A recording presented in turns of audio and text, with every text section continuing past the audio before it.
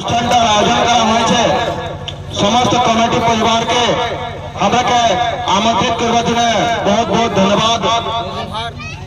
আর हम চাচ্ছি মা সত্যি প্রার্থনা করছি তো করলে আমরা কোনো কার্যটা করি তো যাই হোক মা সরস্বতীর এইখানে বাস হয়ে তবে আমরা উচিত কামটা করতে পারি।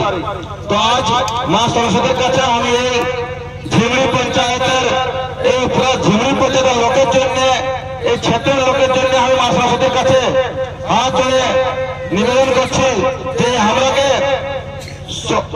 পজিটিভ একটা এনার্জি দেও তাকে আমরা আমাদের ক্ষেত্রের জন্য উচিত কাম করতে পারি।